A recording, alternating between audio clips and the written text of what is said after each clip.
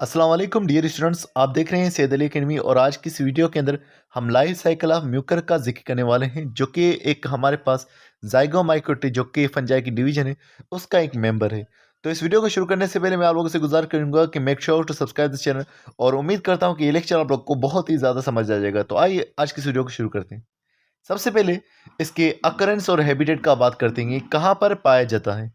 तो लिखा हुआ Mucor is the commonest of saprophytic fungi card moulds.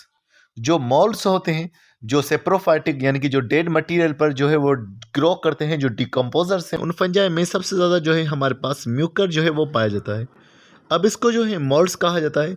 आमतौर पर इनको ब्लैक मोल्ड्स भी कहा जाता है या इनको ब्रेड मोल्ड भी कहा जाता है, क्योंकि ये जो है ब्रेड के ऊपर भी ग्रो कर जाते हैं। उसके अलावा लिखा हुआ है म्यूकस कॉपरीफाइलस। म्यूकस जो है वो कॉपरीफाइलस है। अब कॉपरीफाइलस का मतलब क्या होता है? कॉपरीफाइलस का मतलब होता है जो गोबर वगैरह पे भी ग्रो कर जाते हैं। उसके अलावा लिखा है may be prepared by keeping damp cow और horse dung under a bell jar for few days. तो यहाँ पर ये बात मेंशन की गई है कि अगर जो है भैंस का या घोड़े का जो गोबर होगा, अगर वो गीला होगा तो उसे अगर हम बार में रखेंगे तो उसके ऊपर भी जो है ये फंजा जो है ग्रो करना शुरू कर देंगी कुछ ही दिनों के अंदर। उसके अलावा लिखा Mucor is however also very widely distributed in the humus of the soil. जमीन का जो ह्यूमस होता है उसके अंदर भी जो है म्यूकर बहुत ज़्यादा मौजूद होता है। अब ह्यूमस किस चीज़ को कहा जाता है? ह्यूमस ऐसी ज़मीन को कहा जाता है जो जरखेज़ ज़मीन होती है, जिसके अंदर बहुत सारे जो है डेड मटेरियल जो है वो मौजूद होते हैं, चाहे वो प्लांट्स की सूरत में हो या एनिमल्स की सूरत में हो। उनके अंदर भी जो है ये म्यूकर जो है वो बहुत ज़्यादा मौजूद हो सकता है। उसके अलावा लिखा हुआ है नेचर म्यूकर इमिट मस्टी और मोल्डी स्मेल। तो म्यूकर जो है एक मस्टी और मोल्डी स्मेल को इमिट करता है। ये मस्टी और मोल्डी स्मेल क्या होती है? याद रखिएगा कि जो आमतौर पर जो जुराबों से निकलने वाली स्मेल होती है उसे जो है मस्टी या मोल्डी स्मेल कहा जाता है। तो म्यूकर जो है इस तरह की स्मेल को जो है वो निकाल रहा होता है। उसके अलावा यहाँ इसके स्ट्रक्चर के बारे में बात करें तो यहाँ लिखा हुआ है the mycelium of Mucor consist of long accepted coenocytic hi-fi. तो जो म्यूकर है उसकी जो माइसीलियम है, उसकी जो बॉडी है वो लॉन्ग होती है। उसके अलावा वो असेप्टेड है, यानी कि उसके अंदर कोई सेप्टा मौजूद नहीं होता। जब उसके अंदर सेप्टा मौजूद नहीं होगा तो उसके न्यूक्लियस जो है वो इकट्ठे होंगे, ज्वाइंट होंगे, तो उसको हम सिनोसाइटिक कहेंगे। तो इसके अंदर जो है सिनोसाइटिक हाइफाई यानी इसके जो पार्ट्स होंगे वो सिनोसाइटिक होंगे। उसके अलावा लिखा हुआ है टाइप्स ऑफ हाइफाई। अब यहाँ पर इन्होंने गलती कर दी है। गलती इस तरह से कि लिखा हुआ है the mycelium consist of 3 types of hi-fi.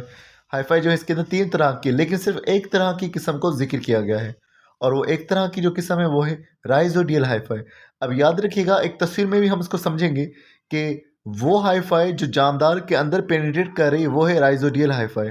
उसके अलावा एक हाईफाई ऐसी होगी जिसके अंदर जो है वो स्पोरेंजियम मौजूद होगा, और उस हाईफाई को जो है स्पोरेंजियोफोर कहा जाएगा। और उसके अलावा एक हाईफाई ऐसी होगी जो दूसरे हाईफाई से मिली हुई होगी, जो फैली हुई होगी, उस हाईफाई को जो है वो स्टोलन कहा जाएगा। तो इस तरह से 3 डिफरेंट तरह की इनके अंदर जो है हाई-फाई मौजूद होती है। अब इनकी लाइफ साइकिल को एक और बुक से हम समझते हैं और इंशाल्लाह आपको जो है वहाँ से बेहतरीन तरीके से समझ आ जाएगा। तो यहाँ इस तस्वीर के अंदर हम जो है एक लाइफ साइकिल देख सकते हैं। तो यहाँ जो है इस लाइफ साइकिल के अंदर जो है वो ब्रेड मोल्ड के बारे में बताया गया है। तो अगर हम इस तस्वीर को देखेंगे तो आपको यहाँ पर नज़र आ जाएगा कि यहाँ पर जो है ब्रेड के ऊपर ये ग्रो किए हुए हैं। तो यहाँ इस ब्रेड के ऊपर ये 2 जो हैं हमारे पास मोल्ड मौजूद हैं। एक हमारे पास ये मोल्ड है और दूसरा हमारे पास ये मोल्ड है। अब ये दोनों जो हैं आपस में जुड़ेंगे। जब ये दोनों जुड़ेंगे तो इनके स्ट्रक्चर्स जो जुड़ने वाले हैं उन हाईफाई को एक को पॉजिटिव और दूसरे को जो है वो नेगेटिव कहा जाएगा। तो उसके बाद ये जो स्ट्रक्चर बनेगा, इस स्ट्रक्चर को जो है हम गैमेटिगोनिया कहेंगे।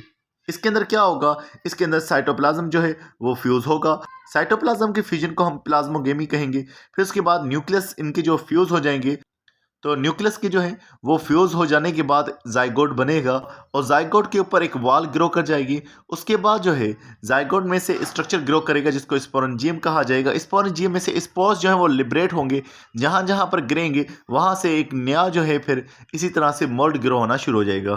तो यहाँ पर इनकी लाइफ साइकिल जो है वो चलती रहेगी। अच्छा, इस ध्यान में ये रखिएगा कि जो मोल्ड ग्रो हुए हैं ये जो है हैप्लॉइड होते हैं, और इनके मिलने से जो स्ट्रक्चर बनेगा, ये जो है ऊपर वाला स्ट्रक्चर ये हमारे पास डिप्लॉयड स्ट्रक्चर होगा। फिर उसके बाद दोबारा से इनका जो है हैप्लॉइड स्ट्रक्चर कंटिन्यू चलता रहेगा। तो डियर स्टूडेंट्स, आज की वीडियो बस इतना था। नेक्स्ट वीडियो के अंदर हम इंशाल्लाह जो है नेक्स्ट टॉपिक को जिक्र करेंगे। तो मिलते हैं नेक्स्ट वीडियो के अंदर, तब तक अपना बहुत सारा ख्याल रखिएगा। अस्सलाम वालेकुम।